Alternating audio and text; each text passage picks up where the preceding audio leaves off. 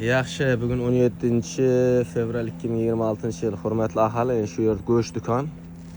Go'sht do'konda go'shtimiz bor. Ekranda telefon nomeri bor. Kimlardir birovlar telefon etdi, Jo'rabek shu go'sht do'konda reklama etasan, qanday bo'ladi, tazama go'shti.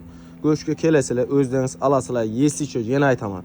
Bir yerine chiqishiga to'nmasa, bir ko'nglingizni yoqmasa, mening nomerim internetda, boshqa yerda hammada bor, pochta bor o. Telefon etinglar. Bunda yutib yanında yutib, ma telefon et her vaqtdan palanda ekan, so'ng obratni telefon etsam, yo'q, u qassob mesela ondan eldingi qassabdan olib edik. Bunda yanında mayda shuyda gap kerak emasda. Kelasizlar, ko'zlaringiz bilan ko'rasizlar.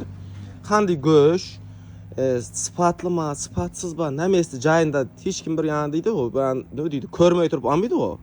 Görüp durup alınlar, eğer karaçı bomuytun bolsa onaki telefon etinglar. Şunu göstereyim yine. Şu kadar malımızı böyle satkan emas ben negatifler. Evvelam kuda hemmemizden balaşağımızdan naydır hemen. Benim kellem onamaz. Kuruyu her kime bir telefon etip nesep on yaşlar demez. Yine 150 kiloluk öküz yine görüntü tuttu. Sıra üçün şu. Göç degen endi, göç degen bir günde ötüp ketmeydi ona. Bir gün, iki gün. Yine üçün ese yine büyüngü. Yine sivetine karanlığa mesela yine akşamgı. Şu akvala gelen akşam erten yurtsayın şu görüş yine. Öküz görüş yine. Yine kapkara büyük yine. Kolum şet tuttu. Yine bir gün dursayın şu sivete geledi yerden. Oldu tamam. Yap söz gerek miydi lişin yap. Bize Allah'a eder, ne eder hem aklımıza. Tıpkı Aybaş günü bir de teraza. Cuma aksiyada hiç kaçan mal 100 bin sondan doğru gelip halk için et tutmuş bize. Payda gerek miydi? Halk için.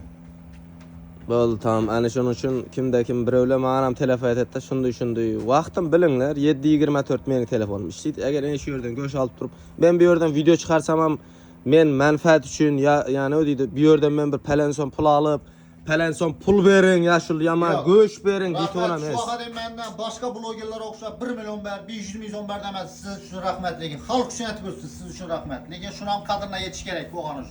Tamam işte, men yek koysam eken, bilet gelip maqtasam eken, bundan pul alıp reklama için palanson pul alıp koydum ben, tölensom desem eken, onda gap yok edi. edi. Gel tut yine, akşam geçin bilen telefon ettiler, gel tut yine.